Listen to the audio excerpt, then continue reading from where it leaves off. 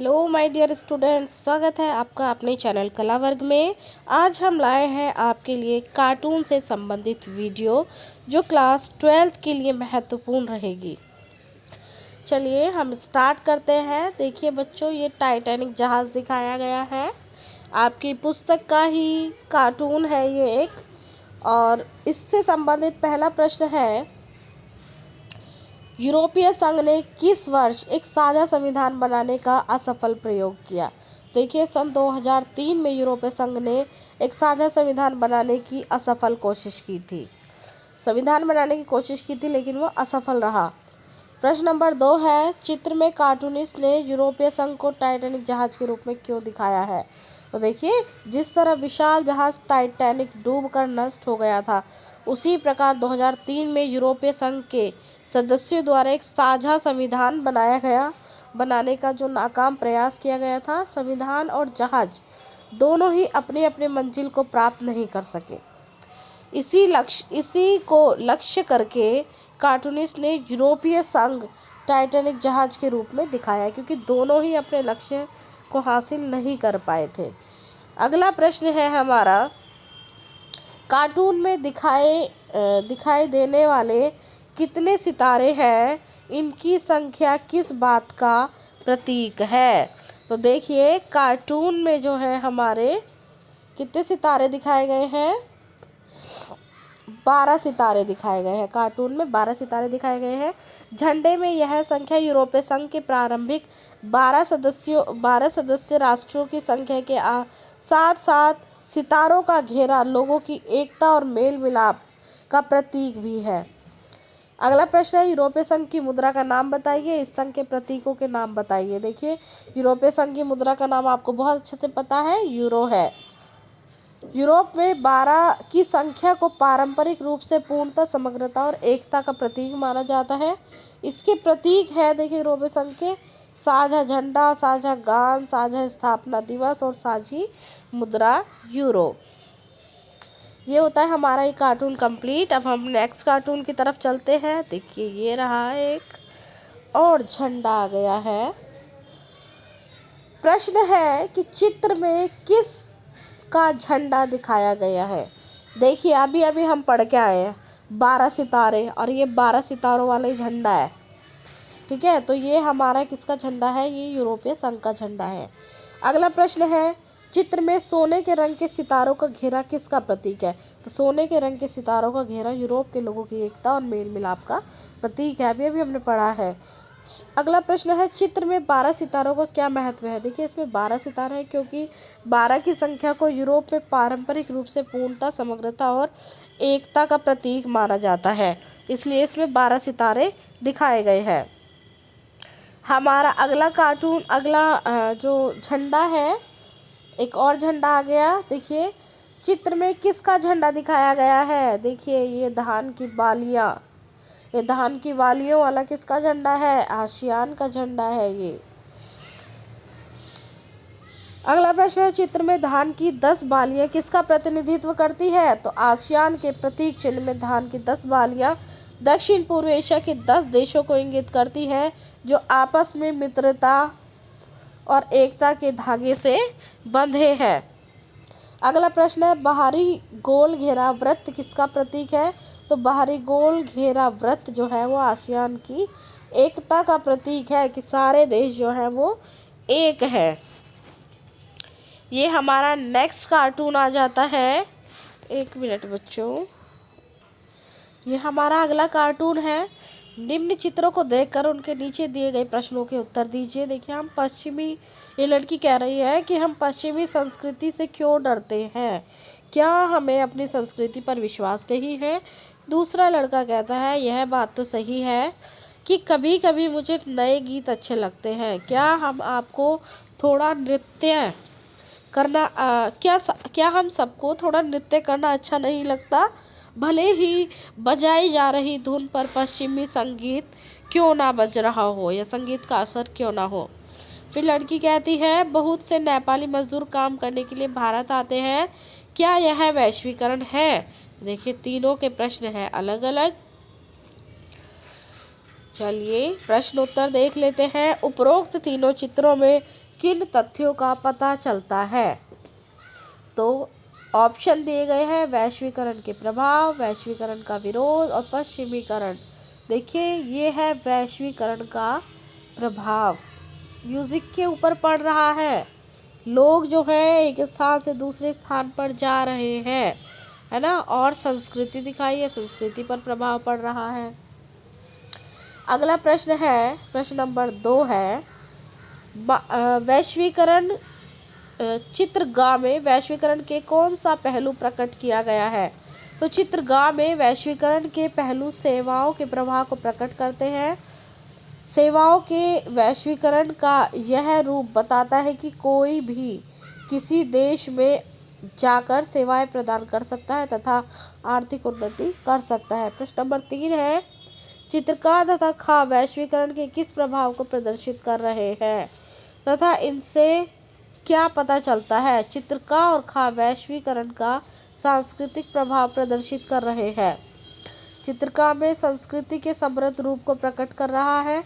संस्कृति कोई जड़ वस्तु नहीं होती, इस पर दूसरी संस्कृति का प्रभाव तो पड़ता है, परंतु इसके परंपरागत सांस्कृतिक मूल्यों को कोई खतरा नहीं होता। अपना प्रभाव छोड़े बिना दूसरी संस्कृति को अपनाया जा सकता है, अतः हमें पश्चिमी सभ्यता से डरना नहीं चाहिए। हमारी संस्कृति इतनी विशाल है, समृद्ध है तथा गहरी है कि इस पर किसी और का असर उसे नष्ट नहीं कर सकता है। ये वाला कार्टून हमारा पूरा हुआ। नेक्स्ट कार्टून की तरफ हम बढ़ते हैं। ये हमारा कार्टून है, देखिए वैश्वीकरण से संबंधित है। ये पहले में बुल्गारिया, दूसरे में बांग्लादेश की बनी वस्तु, तीसरे में ग्लोबल बाजार का क्षेत्रीय चेहरा और चौथे कार्टून में, चौथे फोटो में है चीनी सामान जापान में। ठीक है, सामान होता है। पहला प्रश्न है उपरोक्त चित्रों से वैश्वीकरण का कौन सा स्वरूप प्रकट हो रहा है? देखिए हर जगह बाजार दिखाई दे रहा है, तो बाजारीकरण का चित्र विश्व बाजार को दिखा रहे हैं। पश्चिमी कंपनियों का देशीकरण भी दिखाई दे रहा है। अगला प्रश्न है बाजारीकरण की श्रृंखला में मॉल किसे कहते हैं? देखिए मॉल जाते हैं ना हम लोग मॉल घूमने के लिए, तो मॉल एक ऐसा स्थान होता है या बड़ी इमारत है जिसमें कई मंजिलें होती है नहीं होती। रेस्तरां होते हैं, रेस्तरां बोलते हैं रेस्टोरेंट होते हैं। सिनेमा घर भी होते हैं। विश्व के अधिकतर ब्रांडों के अनेक उत्पादों की दुकानें होती हैं। दुकानों से भरे स्थान में फूड कोर्ट भी है। बच्चों के मनोरंजन हेतु स्थान भी है। तो ये देखिए ये हमारा हो गया मॉल। अगला प्रश्न है उपरोक्त चित्रों के आधार पर उपयुक्त शीर्षक दीजिए। तो देखिए विश्व बाजार आपके शहर में है ना, विश्व के विभिन्न देशों के जो सामान है वो हमारे देश में आकर के बिक रहे हैं। उसके लिए यही शीर्षक उचित है कि विश्व बाजार आपके शहर में अथवा अंतर्राष्ट्रीय बाजार, जहाँ पर सारे राष्ट्रों की चीज़ें एक साथ आती है बिकने के लिए, अंतर्राष्ट्रीय बाजार होता है। अगला कार्टून है हमारा कल। अपना खाना जल्दी ख़त्म करो, चीन और भारत के भूखे लोग तुम्हारा खाना खा जाएंगे। और आज अपना होमवर्क जल्दी पूरा करो, चीन और भारत के लोग तुम्हारी नौकरी खा जाएंगे। तो पश्चिमी देशों के लोगों ने बोला ऐसा। देखिए प्रश्न नंबर 1 है हमारा। पहला प्रश्न है उपरोक्त कार्टून में भारत तथा चीन का कल शीर्षक पश्चिमी देशों की किस मानसिकता को प्रकट कर रहा है? तो कल शब्द जो है शीर्षक भारत तथा चीन के अतीत में पश्चिमी सोच को प्रकट कर रहा है। यह बताता है कि भारत तथा चीन गरीब देश है, उनका आर्थिक स्तर निम्न है, यहाँ रोटी तक नसीब नहीं और उसे अन्न आयात करना पड़ रहा है, जिससे पश्चिमी देशों को अन्न की कमी का सामना करना पड़ सकता है। अगला प्रश्न है आज शीर्षक के अंतर्गत कार्टून का दूसरा चित्र भारत तथा चीन की किस परिस्थिति को प्रकट कर रहा है? तो आज शीर्षक भारत तथा चीन की आज की स्थिति को प्रकट कर रहा है। आज किसी देश को यह चिंता खाए जा रही है कि अब उन्हें इन देशों से भोजन छीनने की नहीं अपितु नौकरी छीनने का भय है। भोजन छीनने का भय खत्म हो गया, नौकरी का भय बढ़ गया। भारतीय व चीनी विभिन्न क्षेत्रों में आगे बढ़ रहे हैं तथा विदेशों में अपने कौशल के बल पर नौकरियां पा रहे हैं। तो इसलिए इन्होंने कहा है कि भारत और चीन के लोग तुम्हारी नौकरी खा जाएंगे और भारत और चीन के लोग तुम्हारा खाना खा जाएंगे। खाना की बात कब थी? जब भुखमरी हुई थी। और नौकरी की बात, अब नौकरी की भुखमरी हो रही है ना, बेरोजगारी बढ़ रही है। अगला प्रश्न है, उपरोक्त कार्टून किस दशा को प्रकट कर रहे हैं? तो उपरोक्त कार्टून वैश्वीकरण के कारण होने वाले भय को प्रकट कर रहे हैं। यह व्यंग्य कर रहा है कि किस प्रकार विकासशील देश धीरे धीरे विकसित देशों को प्रभावित कर रहे हैं। अगले कार्टून पर आ जाते हैं हम, इलेक्शन कमेटी। यह हमारा नेक्स्ट कार्टून है। 1971 के आम चुनाव की जीत में अनेक चुनौतियां और समस्याएं भी छुपी हुई है। देखिए, इंदिरा गांधी ने ट्रॉफी पकड़ रखी है और उसके अंदर से एक आदमी निकल के जो है कटोरा फैला रहा है इंदिरा गांधी के आगे। तो देखिए प्रश्न क्या है, इससे संबंधित पहला प्रश्न है कि उपरोक्त दोनों कार्टून की विजय दर्शा रहे हैं। तो ये किस चीज़ की विजय दर्शा रहे थे? दोनों जो कार्टून है ये इंदिरा गांधी की 1971 के लोकसभा चुनाव में शानदार विजय को दर्शा रहे हैं। अगला प्रश्न है, कार्टून में प्रथम, द्वितीय तथा तृतीय स्थान पर इंदिरा गांधी को ही क्यों दिखाया जा रहा है? देखिए, दूसरा कार्टून है, इसी के साथ जुड़ा हुआ है, यहाँ पर दिखाया नहीं गया है। कार्टूनिस्ट इंदिरा गांधी क्यों दिखा रहे हैं? कार्टूनिस्ट जो इंदिरा गांधी को 3 स्थानों पर, तृतीय स्थान पर, प्रथम, द्वितीय और तृतीय स्थान पर इंदिरा गांधी को ही क्यों दिखा रहे हैं? तो इंदिरा गांधी को कार्टूनिस्ट में प्रथम, द्वितीय तथा तृतीय स्थान पर इसलिए दिखाया है क्योंकि 1971 के चुनावों में अकेले इंदिरा गांधी समर्थक कांग्रेस आर को 352 सीटें तथा 44% वोट मिले थे, अन्य किसी को नहीं मिले थे। अगला प्रश्न है, पराजित खिलाड़ी कौन है? पराजित खिलाड़ी उस समय के प्रमुख विपक्षी नेता है जिन्होंने ग्रैंड अलायंस बनाकर चुनाव लड़ा था। कांग्रेस ओ, जिन्हें केवल 16 सीटें मिली थी। कांग्रेस ओ और कांग्रेस आर में से इंदिरा की कांग्रेस विजयी रही थी। कांग्रेस आर को इंदिरा की कांग्रेस कहा जाता है। अगला प्रश्न है हमारा, कार्टून खा में इंदिरा गांधी की विजय रूपी कप में जिस व्यक्ति को दिखाया गया है वे क्या प्रकट कर रहे हैं? तो देखिए, चुनाव में भारी जीत रूपी कप इंदिरा गांधी के हाथ में है। उसमें से झांक रहा व्यक्ति हाथ में कटोरी लेकर जीत के साथ मिली समस्याओं व चुनौतियों का प्रतीक है। जनता ने उन्हें समर्थन उनकी समस्याएं दूर करने के लिए दिया है। भूखमरी, गरीबी, महंगाई, बेरोजगारी, आर्थिक संकट आदि समस्याएं, देश व विदेश की समस्याएं सबको दूर करने की भी चुनौती है। तो ये कार्टून भी हमारा कंप्लीट होता है। अगले कार्टून पर आते हैं, ये है,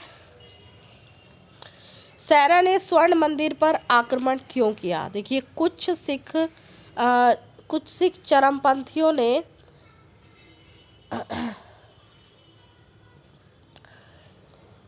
स्वर्ण मंदिर में हथियारों के भंडार इकट्ठा कर लिए थे। अकाली दल का पानी के बंटवारे का आंदोलन तथा आनंदपुर साहिब का प्रस्ताव सब गर्मपंथी अकालियों के हाथ से निकलकर चरमपंथी तत्वों के हाथ चले गए। आंदोलन सशस्त्र विद्रोह में बदल गया। नेतृत्व करते हुए स्वर्ण मंदिर को मुख्यालय में बदला गया। तब सरकार ने सैनिक कार्रवाई का आदेश दिया था।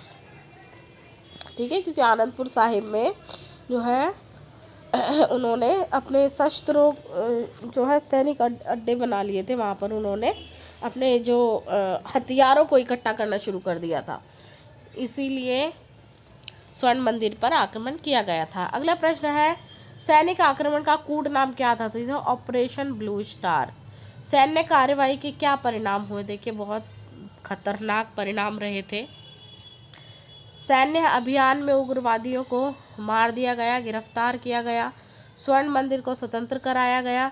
इसमें अनेक सैनिक भी मारे, स्वर्ण मंदिर को भी क्षति पहुंची, इससे धार्मिक भावनाएं आहत हुई और इस सैन्य अभियान को धर्म विश्वास पर आक्रमण माना गया। अगला प्रश्न है, इंदिरा गांधी की हत्या कब और किसने की? देखिए, इंदिरा गांधी की हत्या 31 अक्टूबर 1984 को उनके आवास के बाहर उनके अंगरक्षकों ने की थी। इसे ऑपरेशन ब्लू स्टार का बदला कहा गया है। ठीक है, ऑपरेशन ब्लू स्टार। देखो, स्वर्ण मंदिर सिखों के होते हैं। अब इंदिरा गांधी ने सैनिक कार्रवाई करा दी थी, तो जो सिख लोग थे उनकी भावनाएं आहत हुई थी। तो ऐसा कहा जाता है कि जो 2 लोग थे इंदिरा गांधी के अंगरक्षक थे, उन्होंने ऑपरेशन ब्लू स्टार का बदला लेने के लिए ही इंदिरा गांधी पर गोलियां चलाई थी, उनके निवास स्थान पर ही। चलिए अगले कार्टून पर आते हैं हम। ये हमारा समाचार पत्र, देखिए पढ़ लीजिए। इसमें असम समझौता उल्लेखनीय, नई दुनिया है ये। The Times of India, Laldenga to head coalition government, heavy rains in Lucknow. तो प्रश्न देखते हैं, उपरोक्त समाचार पत्रों में क्या समानता है? देखिए, दोनों समाचार पत्र देखे हमने। समाचार पत्र की रिपोर्ट असम छात्र संगठन तथा भारत सरकार के मध्य हुए समझौते के बारे में है। यह समझौता 1985 में तत्कालीन प्रधानमंत्री राजीव गांधी की सरकार तथा असम छात्र संगठन आसू के मध्य हुआ था। खा रिपोर्ट में है कि रिपोर्ट मिजो आंदोलन के नेता लाल डेंगा तथा भारत सरकार के मध्य हुए समझौते के बारे में है। यह समझौता 1986 में राजीव गांधी तथा लाल डेंगा के मध्य हुआ था, अतः दोनों चित्र आंदोलनों को समाप्त करने के समझौते को प्रकट कर रहे हैं। अगला प्रश्न है, असम छात्र संगठन तथा भारत सरकार के मध्य हुए समझौतों की क्या मांगे थी? तो देखिए, असम छात्र संगठन जो थे तथा भारत सरकार के मध्य हुए समझौते में यह तय किया गया था कि लोग बांग्लादेश युद्ध के दौरान अथवा उसके बाद के वर्षों में असम आए हैं, उन्हें पहचान कर वापस भेजा जाएगा। अगला प्रश्न है, समाचार पत्र में राजीव गांधी की सरकार की असम छात्र संगठन असम छात्र संगठन के समझौते को उल्लेखनीय उपलब्धि माना गया। राजीव गांधी की समझौतों की शैली की विशेषता क्या बताई गई है? तो राजीव गांधी ने अपने कार्यकाल में अन्य समझौते कौन कौन से किए जो अति संवेदनशील थे? राजीव गांधी कि जो समझौता शैली पूर्व की शैलियों से भिन्न थी, वह ऐसी शैली का प्रयोग करते थे जो सफल होती। उनकी शैली सहज ही विपक्षी दल का विश्वास जीत लेती थी। राजीव गांधी सदा रियायतें देने को तैयार रहते और परिणाम स्वरूप पक्ष भी रियायत देकर समझौता करने को तैयार हो जाता। समझौते में रुकावटें आने पर राजीव गांधी के हस्तक्षेप से छात्र राजी हो गए। यह समझौता महत्वपूर्ण राष्ट्रीय उपलब्धि माना गया, जिसका श्रेय राजीव गांधी को जाता है।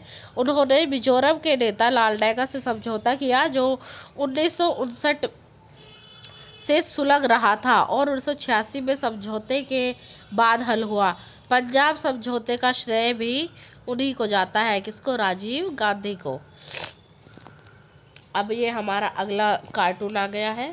देखिए, ये दोनों कह रहे हैं कि हम सरकार को बाहर से समर्थन देंगे। ये खड़े बाहर, ये देखो, ये ऊपर बैठ के और एक व्यक्ति को कठपुतली की तरह, जैसे कठपुतली का खेल होता है ना, धागे से नचाने वाला, उस तरीके से कर रहे हैं।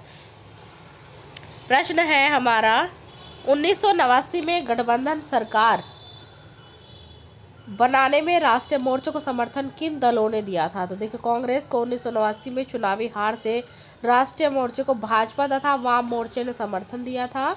इसने गठबंधन सरकार बनाई, परंतु इसमें भाजपा तथा वाम मोर्चा शामिल नहीं हुए थे। अगला प्रश्न है, 1989 के चुनाव के पश्चात किस परंपरा का प्रारंभ भारतीय राजनीति में हुआ? तो 1989 के चुनाव में किसी भी दल को बहुमत न मिल पाने से गठबंधन सरकार बनी। गठबंधन सरकारों का सिलसिला लगभग 25 वर्ष तक चला। तब से गठबंधन सरकारें ही बनती आ रही है। जनता पार्टी पूर्ण बहुमत से सरकार बना पाई। ये हुए हमारी एक कार्टून कंप्लीट। अब हम एक वीडियो और लेकर आएंगे बच्चों आपके लिए। तब तक आप देखते रहिए अपना चैनल कला वर्ग। धन्यवाद बच्चों। Best of luck for exam.